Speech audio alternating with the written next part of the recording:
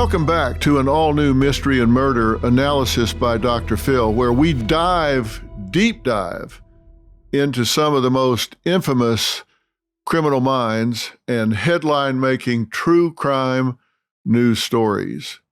Now, in the next episodes, we're going to unpack the unsettling story of Amy Carlson, known to the world as Mother God. Now, at first glance, she appeared to be a free-spirited hippie with a mission to spread love and happiness. But beneath that facade, she was leading what would become widely regarded as an infamous cult, built on sleep deprivation, forced labor, and financial exploitation. In a twist I never saw coming, her movement would ultimately lead to her shocking and tragic demise. Now, this story hits close to home for me because before Amy's case became the subject of a widely publicized HBO documentary, her family turned to me in desperation. About 4 years ago, prior to Amy's death, her mother and sisters appeared on Dr. Phil, seeking a way to reconnect with Amy, if at all possible, and plead with her to stop her disturbing downward spiral and get some help, any kind of help. Amy herself did her first ever television interview with me, and let's just say it's one that I'll never forget. Now, I want to pull the curtain back on how this happened on Dr. Phil. We've done a lot of work on cults, and it's estimated, get this, that there are anywhere between 5,000 and 10,000 cults actively operating in the United States at any one time. And you think, how is that possible? It's possible because of the internet. So many of these operate and reach people through the internet. People up late at night and they start listening and they start paying attention, and they're lost, they're lonely, they're forlorn, and people start getting inside their head. And so they start following, and then they start contributing. And then once or twice a year, they have a rally somewhere. And when they go to this rally, they get them to actually start attending in the real world. They start going to a retreat or somewhere, and then boom, they've got them. And we'll talk later about how they get people into cults, because you're probably thinking, I can't imagine anybody ever getting sucked into this sort of thing. But here's the thing that was shocking to us on the Dr. Phil staff. You typically reach out to these folks and try to talk to them, and they go, no way, Jose, no way am I talking to you. No way am I letting cameras get near me. But we always try. We always say, look, we'll let you tell your story. We'll let you say whatever you want to say. There's always the hope that they'll do this. And when we reached out to Amy Carlson, Mother God, she said, yes, yeah, I'll talk to you. She wouldn't come, but she said she would plug in electronically and do the interview from where she was hanging out. And so she agreed to the interview, actually went on camera, which was very unusual. You would think these leaders, they're narcissistic and they want all this attention, but when somebody of an investigative nature comes along, they usually run the other way. Not her. She said, sure, I'll talk to you. And there she was in all of her splendor. She was in bed. She had all this stuff around her, all these things behind her on the wall. She was on her best behavior at the time. Now, we're going to explore not only the shocking details of Amy's life and what I believe is a cult. I think what a lot of people believe is a cult. Now, they deny that. They say, nope, we're not a cult. We're a religious group. We're a religious sect. But they absolutely deny that they're a cult. So this is my opinion. They deny it. It's up to you to decide. In my opinion, we're going to explore the life and what I call a cult that she created, but also dive deeper into her past to uncover the real person behind these headlines, because these people aren't born as what I call cult leaders. They're just people that grew up, they went to grade school, they played in the backyard, they did all this stuff. So how do they wind up being these people? The reason I'm focusing on this one is my good friend, Rick Ross, who is, I think, the top cult expert in the world and who's been on the show many times and we've worked together many times, told me he believed that this was perhaps the most dangerous cult he had ever encountered. Now, think about that. We think about Jonestown and what happened down there. He puts this on a short list of the most dangerous cults he had ever dealt with. So how does a vibrant woman with so much promise and potential wind up isolated from society, emaciated, and the color blue? Yeah, you heard that right. She was blue, and ultimately meet such a grotesque and tragic end. And when we get to that, you're going to be really surprised at how she died and what they did with her body after she died. Now, this is one of those instances where the truth is really stranger than fiction. I've seen a lot. This was strange. This was one of the most unusual cults and most fascinating cult leaders you will ever encounter. As I've said, my direct involvement with this case began because Amy's family obviously was very worried about her, and with good reason. Over the years, the woman they thought they knew inside and out had morphed into a complete stranger. Watching Amy abandon her children and struggle with alcohol, that was devastating enough. But when the family became convinced that Amy's religious group, Love Has Won, was actually a dangerous cult, they knew they had to act. And I respected how Amy's sisters, Chelsea and Tara, along with their mother, Linda, came on my show hoping they might finally get through to her and shed light on the toxic nature of cults. Let me start with you, Mom. You say this is not the daughter that you raised. That is correct. Amy is not who I raised. When was the last time you talked to her? Probably about a year and a half ago. This family could not make sense out of their estrangement. How did this story all begin? Now, to try to understand Amy, let's take a look at her backstory. As I said, these people aren't born evil. They're not born cult leaders.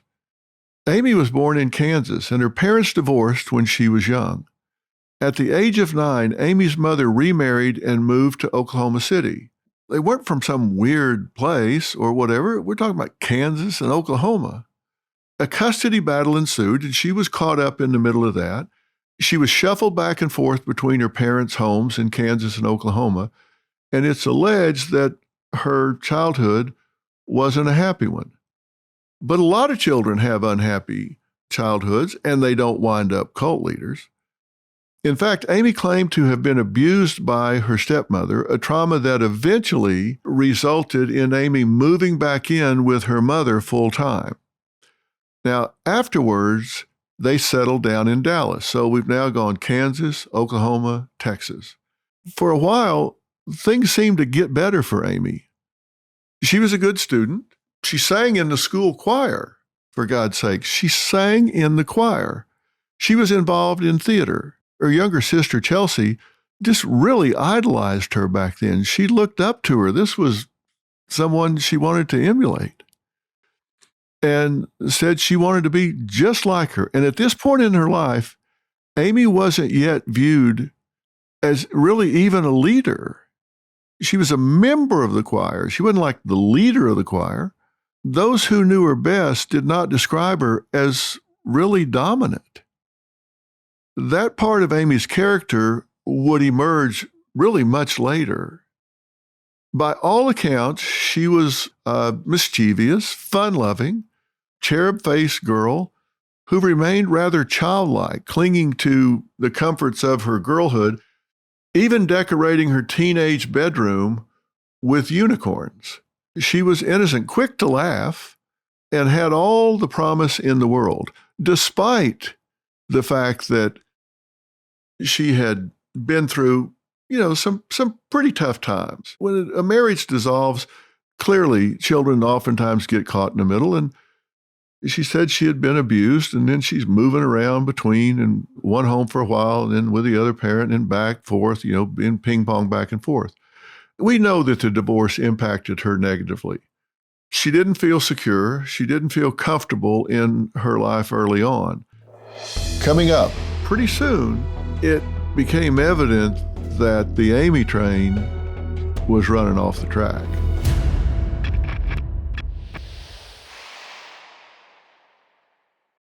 Hey, Dr. Phil here. Your savings are at risk.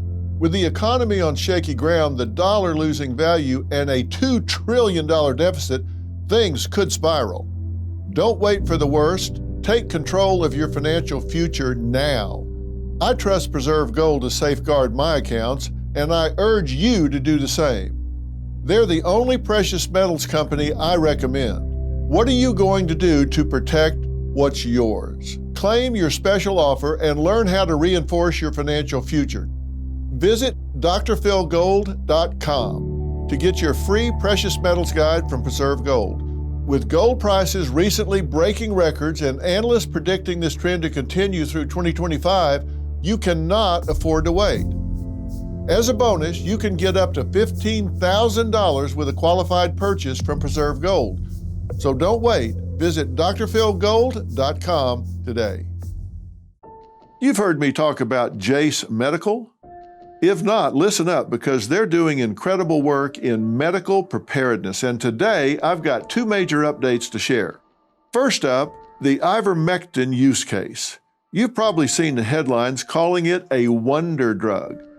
The scientist who discovered it even won a Nobel Prize, and now Jace is offering a 30-day supply at the best price you'll find anywhere.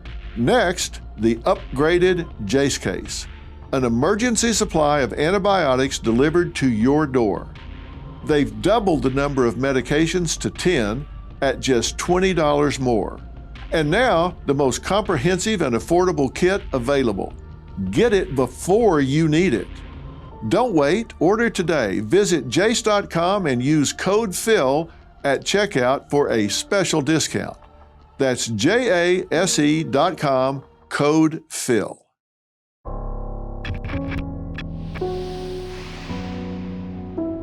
According to the National Library of Medicine, an increasing number of children across the world experience family instability due to divorce and separation. People say the divorce rate's 50%, and that's really not true. It's more like mid-30s. It depends on whether you're talking first divorce, second divorce, third divorce. It gets more complicated as you go along, but it's significant. And of course, not all children with divorced parents develop issues. Many children whose parents divorce are resilient, and they don't exhibit obvious psychological problems, and there are parents who don't use them as pawns and don't use them as a rope in a tug-of-war. They just kind of say, okay, we'll put the children's needs ahead of our own. We're not going to have a power struggle with them in the middle. We're not going to use them to get at each other. Sometimes that's not the case, and unspoken issues can really take root. Some of the key ways the effects of divorce can manifest in children is they get at high risk. That's the best way to describe it. Children from divorced homes, particularly if it's a messy divorce, they're at higher risk, which means there's a higher degree of occurrence of such things like emotional distress, behavioral issues, academic decline. So kids that maybe were pretty well adjusted to begin with start to show up with sadness and anger and fear and anxiety and guilt, and they start to show maybe aggression or withdraw, acting out, difficulty concentrating. Maybe you have changes in their eating or sleep patterns. They might have been really good students, and all of a sudden their grades they might start to decline or just fall off a cliff. And they tend to have relationship difficulties because they don't trust. They go, yeah, I trusted my parents. I thought they were my soft place to fall, and I see what happens there, and then they watch how their parents model relationship behaviors. And so they go out and emulate that, so they contaminate their relationships. I can tell you this, children find a way that when things go wrong, they blame themselves. They figure out how, this is my fault some kind of way. And so their self-esteem starts to go down. It really starts to bother them. And they have trouble, as I said, with trust, so they have attachment issues.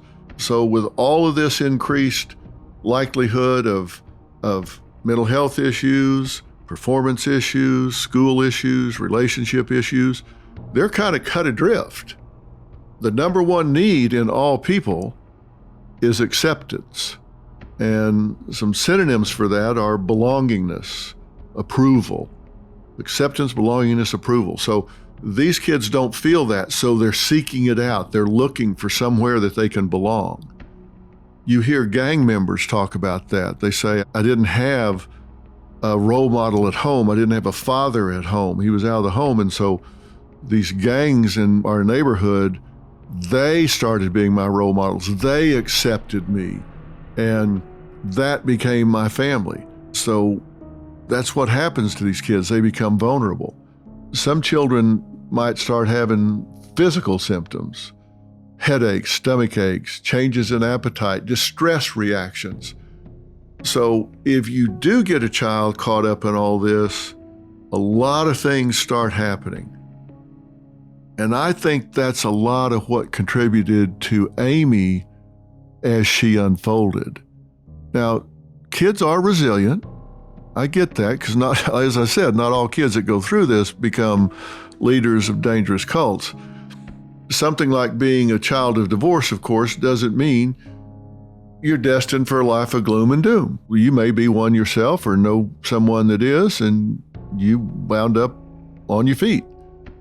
But the trifecta of divorce, custody battle, and this alleged abuse could have certainly been something that came together at a point in time that made her really vulnerable or hungry, really hungry for somewhere to fit in, somewhere to belong. It just can make someone desperate to find their place in the world. And if they can't find it, they might try to create it. Children are some of the most vulnerable people in our society. They have to rely on others to take care of them. And when those basic needs for care are not met, it just comes on and expresses itself in a lot of ways. And how will you recognize that? Very predictable. Anxiety, depression, substance abuse. They're at risk for drugs or alcohol, promiscuity. And then there's something called DID. This is dissociative identity disorder. They don't like their life, so they just kind of go into a fantasy land and start to create a world of their own. It's a fantasy. And then there's PTSD, post-traumatic stress disorder. This is where they show reactions to certain trigger or events or elements that put them into panic attacks and things of that nature. And it's not always what you think. You might think their parents were yelling and screaming, and so they hear yelling and screaming, they do that. It might be the smell of a certain fabric. When their parents were yelling and screaming, maybe they went and hid in a favorite chair and it had a smell of the fabric. They might smell that fabric later, and it brings them back to that moment. So you never really know what the triggers might be. But back to Amy, despite her difficulties growing up, it seemed like she was heading in the right direction as a young adult. And those who knew her best said that they had every reason to believe that she'd be able to live a healthy and fulfilled life. But pretty soon, it became evident that the Amy train was running off the track. Amy lacked stability and direction, and her family says that her taste in men was questionable, to say the very least. Remember, I said the number one need is acceptance. The number one need is approval, belongingness. Sometimes these people that experience this, they get to the point where they're just kind of anybody's dog that'll hunt with them.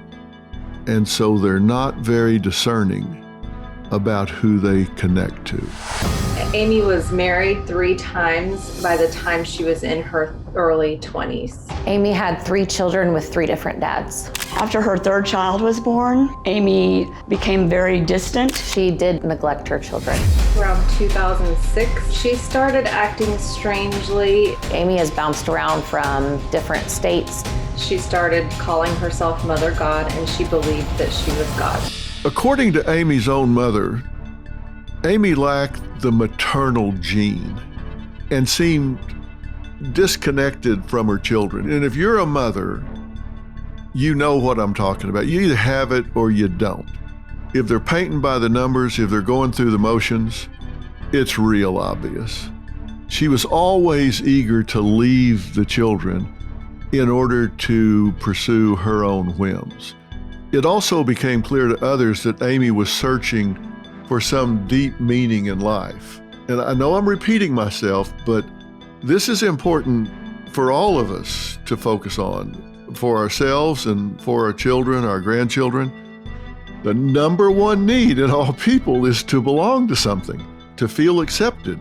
You don't want to feel that if you died, people wouldn't find your body for 2 weeks. Nobody would be looking for you because nobody missed you. You don't belong to anybody or anything. You're just out there adrift. They just knew that she was looking for something and that she was trying to find her footing spiritually and religiously. And this is where things really started to take a turn. Coming up, they weren't on a mission from God. They became God, Mother God and Father God.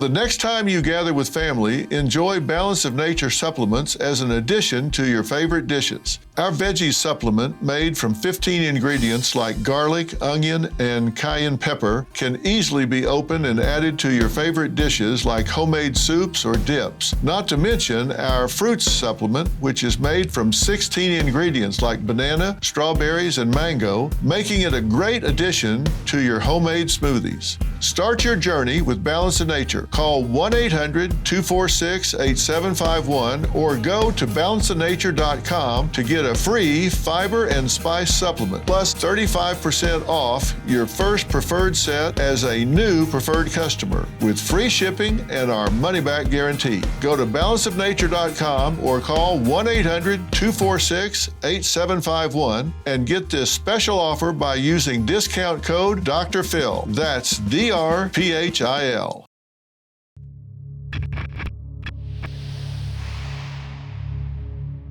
In the mid-2000s, Amy began to seek connection with New Age spiritual thought.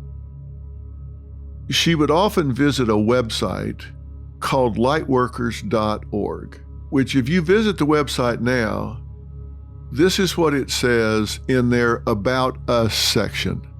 Our mission at lightworkers.org is to provide a transformative online platform for individuals seeking spiritual growth, healing, and enlightenment. Through our community, we offer a supportive space for people to connect with like-minded others, access valuable resources, and explore new ideas and practices. End quote. Seems innocent enough. It was clearly enticing to Amy, but it's on the website that Amy began communicating with a man who referred to himself as Amaranth White Eagle. Now, I hope I'm pronouncing that right, because it's just not in my vocabulary, Amaranth. Amaranth White Eagle. This is the man who would go on to call himself Father God and anoint Amy Mother God. Now, it doesn't seem coincidental that around this time, Amy began making outlandish proclamations. For example, she claimed that a prophetic voice told her she was destined to go on to become the President of the United States.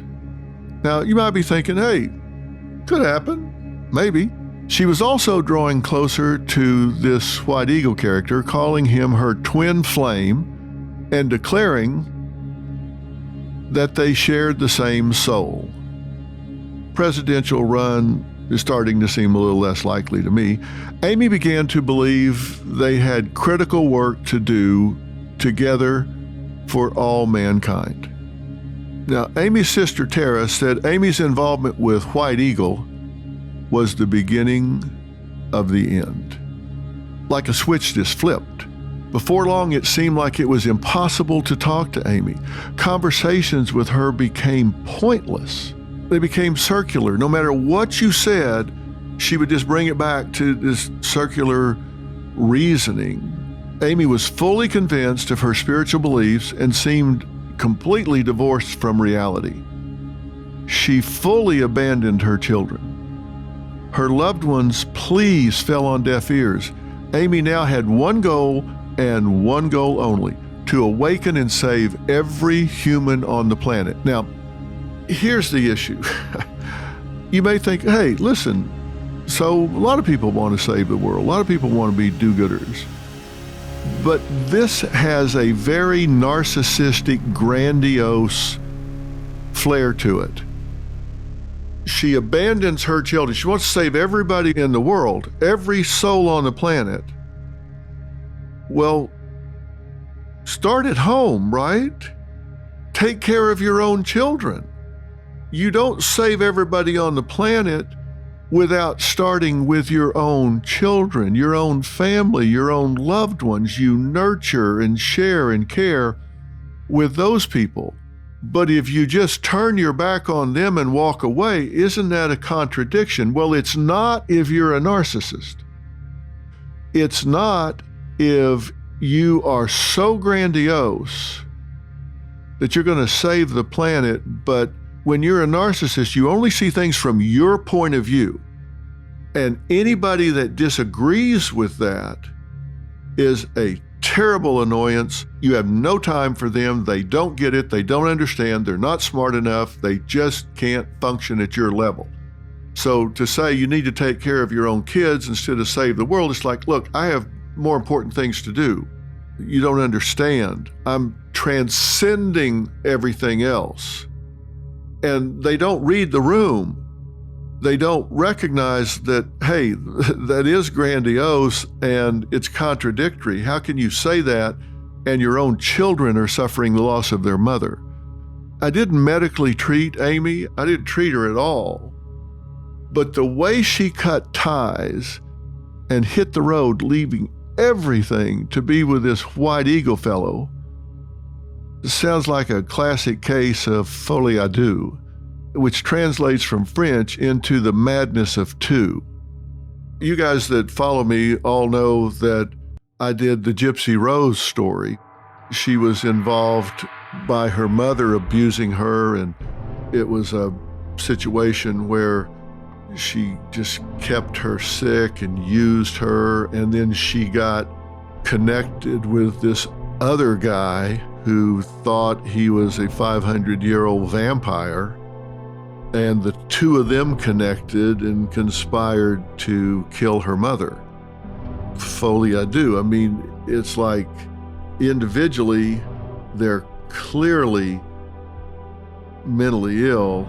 Together, 1 + 1 = 10, and they multiplicatively become evil and action-oriented. This is not currently in the DSM-5. As experts say, there's just not enough criteria to support it officially being entered, but it's considered to be under the umbrella of delusional disorders. Now let's go back to when she was still younger and in school, and I said she had a tendency towards dissociative adjustment, where she didn't particularly love her life, so she would just dissociate from it and go into fantasy land. Now, there was a time when people referred to this as split personalities.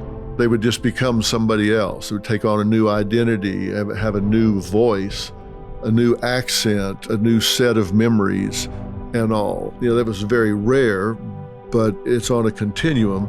And she was described as being rather dissociative, where she would just kind of associate away from her childhood or her teens and go into a fantasy land. And now you see this madness of two, where they just decide together, the two of them are going to conquer the world. They're going to save everybody. It's kind of on the continuum, so it's not unpredicted that she might get involved with something like this. So Amy and White Eagle connected and began to feed off of one another, convincing one another of their importance. Just think about it. Mother God, Father God. They start telling each other just how terribly important they are and how they're going to rule the world and save the world. And they start imputing to each other these powers. And you have somebody telling you this and you're telling it back to them. And before you know it, man, the world looks flat. You convinced each other of anything. And in their eyes, they were the chosen ones who must guide humanity out of the darkness. And through delusion, they justified that their actions were acceptable. It was not just fine, but essential. It wasn't like, oh, this is okay. We're on a mission here. They weren't on a mission from God. Understand, this is where you jump the shark. They weren't on a mission from God. They became God, Mother God and Father God. That they abandoned their normal life duties like raising children and having a 9-to-5, etc. This seemed like a way for both of them to escape the real world, be it the mundane or stressful facts of life, and a way to create their own reality under the guise of religious enlightenment. And let me tell you, when you get somebody that is into what we refer to as religiosity, and that's different than somebody that's being spiritually awakened or deeply religious. I have no problem with that. I know people that are deeply religious, they're sincere about it, they live it, they love it, it defines them. But religiosity is when it possesses them and they are delusional. They believe they have these powers and that everyone else is beneath them. So from here, Amy decides to follow White Eagle to Crestone, Colorado, and it seems like the perfect place to set up a new holy community. It was nicknamed the Bloodless Valley by Native Americans in the past because it was considered a peaceful place to pilgrimage. It's a tranquil area. It's bordered by stunning mountain peaks. And in recent years, the area has become a prime hub for UFO enthusiasts. Now, New Age spiritualists and all types of healers kind of flocked to this area too. It was kind of a transcendental, peaceful place where people with unconventional spiritual beliefs can congregate and not judge each other. Amy said she was releasing what she called her relationship with the outside world in an effort to connect with a higher, more evolved power. And before long, Amy and White Eagle were posting content regularly on YouTube. Remember, I said there were like 5,000 to 10,000 cults operating because of the internet. It's like you go fishing, you throw one hook out there, you might get one fish. You throw a lot of hooks out in the water, you might get a lot of fish. So you just throw hooks out there, somebody's gonna bite. And they started throwing these ideological hooks out onto the internet, espousing their beliefs, with Amy using the name the Galactic Free Press. And at first, Amy seemed to be just regurgitating what she heard from others. She talked about an alleged extraterrestrial organization called Ashtar Command, claiming it would save humanity. Ideas that had been floating around since the 1950s. She referenced celestial events and threw around vague, recycled kind of New Age philosophies as if parenting someone else's script. But soon, it seemed that Amy began craving something more. Authority, after all. She had taken on this view, this new title of Mother God, and let's face it, that's a lot to live up to. You're Mother God. She didn't want to be just another follower. She wanted to be in control, to create her own doctrine and to lead.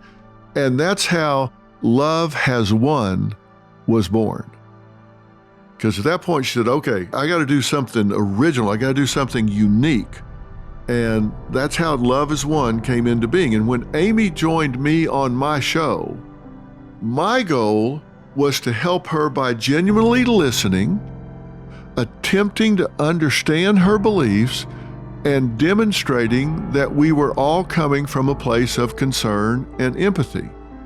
Now, let me tell you why I was taking that approach. Because a lot of people thought, you need to get in her face right away and say, are you some kind of nut job? You're a narcissist? What makes you think you, of all people, are Mother God? That's a sacrilege. That's blasphemy. How dare you say that? Listen, go to my podcast, Fill in the Blanks, and listen to the episode I have on why you don't want to argue with a narcissist, and you'll understand why I took the approach that I took. But even hostage negotiators for the FBI and Homeland Security will tell you that if you ever want to get hostages from a hostage taker, the number one predictor of whether you're ever going to get them out alive or not is whether or not the hostage taker believes that you understand why they took them in the first place. They need to know they've made their point. They need to know you get why they took those hostages to begin with. If they don't feel like you understand that, your chance of getting those hostages back alive goes way, way down. But if you're talking to them and they go, okay, he or she gets it. They know why I did this. They know why I'm holding these people. They know why I had to do something desperate. They understand me. I don't need to hold him anymore. I've made my point. That's your best chance of getting them back. So when I'm talking with her, I thought, okay, I want her to know that I get her point of view. Not that I agree with it. Not that I think it's right or that she's doing the right thing, but I want her to feel heard, H-E-A-R-D, not H-U-R-T, heard. I want her to feel heard. Yet she firmly denied needing any help. It didn't matter that I understood. It became clear to me that maintaining a perception of control was extremely important to her. Just listen to how she described herself and her journey. I was called onto a mission in 2006, and I just surrendered and embraced truth. It's okay. I am God. I am Mother Gaia, Mother Earth, Great Spirit, Spider Woman, White Buffalo Calf Woman. My angels told me that I had to go serve humanity and that I had to give up everything. I did that, and I went to Colorado. Love Has Won is just the new paradigm that we all can share in unity. I wanted to bring joy, which is reality, and I produce miracles. Kind of like Jesus. I've done over 100,000 surgeries. I healed people of cancer over and over with the power of love. Robin Williams came in 2014 when he died. He's been with me ever since. He talks to me. He's a guide. I have reincarnated many, many moments. I was Marilyn Monroe, Joan of Arc, Jesus. Humanity's gonna trip about that because they always thought Jesus was a masculine. A mother has to bear children. I have full memory of all my lives. I fully remember being hanged on the cross as Jesus. I did the math on these 100,000 surgeries across the time that she said she was doing them. And it was like she was having to do like 5,000 a day or an hour. I don't remember exactly what the math worked out, but it was absolutely impossible. She explained how she suspends time and all that. So, yeah, to people like you, me, she sounds nutty as a fruitcake, totally out of her mind. I mean, where does one begin with someone who thinks they have existed as Marilyn Monroe and Joan of Arc and Jesus Christ himself? Quite a lineup. Boy, they were all there at the same time. That would have been an interesting lunch. But we need to try to unpack how she got here and how Amy's delusions of grandeur escalated. And a big part of this was this Father God feeding into this, and how in such a brief amount of time she went from being a spiritually curious mom with a job at McDonald's to someone who thinks they're God. That's a pretty big leap. I mean, you're bagging up fries and burgers to becoming God, and that doesn't seem inconsistent to her. She cuts herself off from her sisters and her mother and her children, anyone in her life attempting to bring her back to reality. And it's deliberate isolation. And of course, she doesn't need these people around her because they remind her of her mediocrity, what she thinks is a mundane life. And how does she square all this up with any followers that she's recruiting? Because she's saying, I'm God doing 100,000 surgeries. And they go, well, weren't you the fry girl at McDonald's? She can't have that. She intentionally ran off with a man with whom she can exist in an echo chamber where they're telling each other what they want to be true, and someone that's telling her that she's destined to save the planet and everybody on it. Perhaps it's possible that this is what Amy had been really looking for.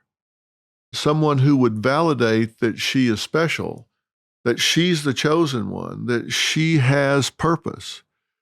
This so-called God complex is sometimes associated with a narcissistic personality disorder that I've been referring to. And she had this exaggerated sense of self-importance.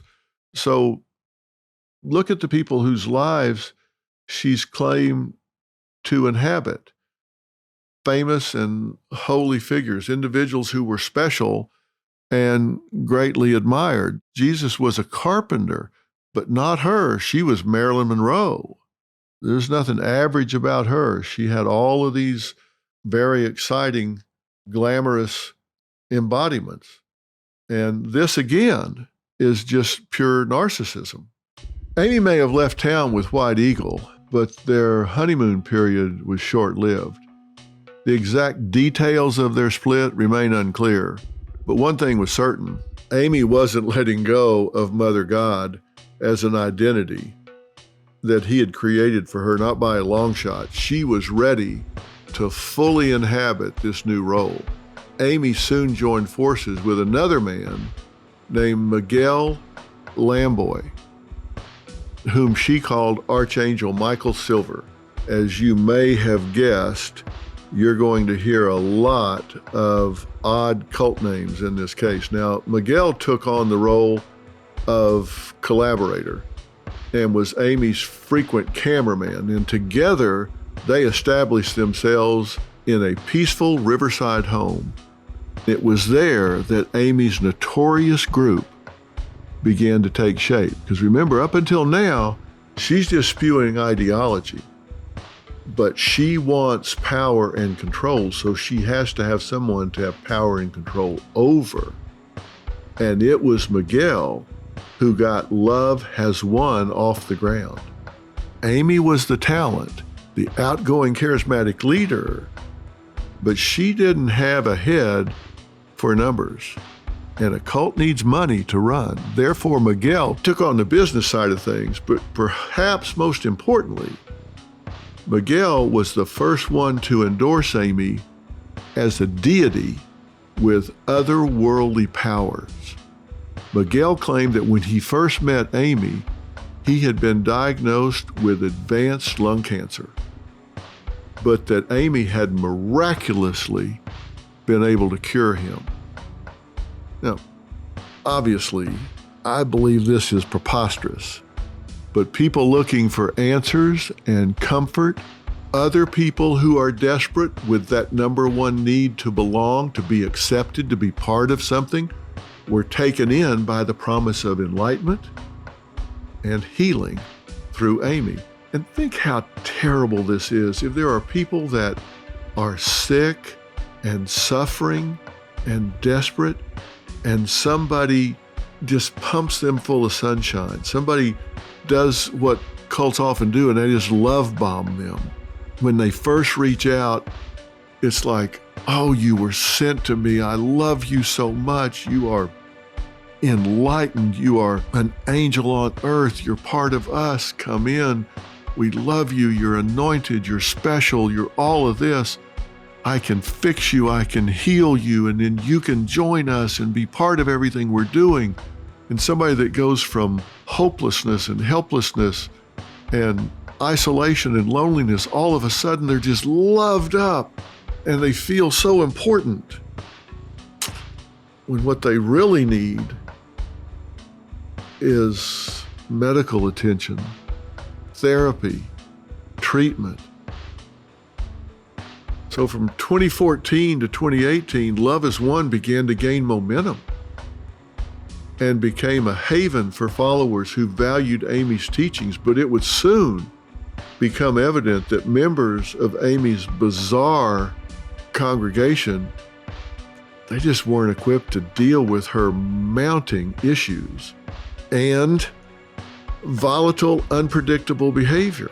And what I mean by that is, after the love bombing, after she would get these people in, she couldn't keep it up, and she started showing really erratic behavior. Amy's family was correct in their allegation of alcoholism. Amy was a heavy drinker, and she could be a downright nasty drunk. You know, there's different kind of drunks, and she was a volatile and violent drunk, prone to outbursts and temper tantrums. She would even sometimes rant on her live stream, screaming out nonsensical insults, some of which we played on my show. I get up every moment by you whores. Yeah. My atoms. I just need a tequila. It takes 5 rounds of whores to get me a tequila. Are you kidding me? You know what? You can take your half-ass God and shove it. I'm gonna take another tequila shot. I'll do that. Bitch! Where's my tequila shot? It's called evolution. Bitch. Evolution! Bitches! That's how she was capable of speaking to people who were around her and devoted to her. I did talk to her about these outbursts, but we'll get to more of her behavior later. Now back to Miguel. He was adamant that he was a believer in Amy's gospel, although some referred to him as the real puppet master in all this. He was the one, after all, who dealt with the money. If you want to know what's really going on, that old saying, follow the money, is absolutely true, and it certainly fits here. He was the one who would later successfully turn Love Has Won into a 501c nonprofit charitable organization. How much he's specifically to blame in this mess is debatable, but I'll tell you one thing: he was an enabler. Enablers in cults, boy, they can create all kinds of problems. Amy finding a good partner and then later on loyal followers are what allowed Love has won to become a fully operational, full-fledged cult, in my opinion. Think about it this way. Amy was a chaotic person with difficulty staying on track, and if this Love Is One outfit is just Amy, it's just a woman out there ranting and rambling and getting drunk and posting up diatribes on social media, but with a strategic partner, someone that puts her on track. Now her beliefs get legs. Now they're aimed. They're put out there with a purpose and a target audience, and they're recruiting people that are desperate and have money. Every leader has to first get a follower, and that loyal follower was Miguel. She convinced him that she could save him, and from there he was willing to help her get this group off the ground. In exchange for his loyalty, he also got power. And that power would prove to be the fuel that drove what was going to be a really bizarre group of people. Next time on Mystery and Murder, you're going to meet the members of Amy's cult, some of who came on my show and shared their outrageous experiences firsthand. We're going to dig deep into the group's lifestyle, bizarre rituals, and some troubling allegations of criminal misbehavior. Plus, we're going to introduce you to another key figure in Amy's life, the man she considered her true twin flame. But was he really her soulmate, or was he the catalyst for her ultimate downfall? You're just absolutely not going to want to miss this. It's all coming up, and when you meet these followers, you're going to be stunned at two things. One, how intelligent, articulate, and attractive some of these young women are, and two, how tightly their delusional system is woven. It's so robotic and impenetrable. It's absolutely stunning. Stunning, scary, and heartbreaking all at the same time. You're not going to believe what's coming up next. Thanks for being here. We'll see you next time.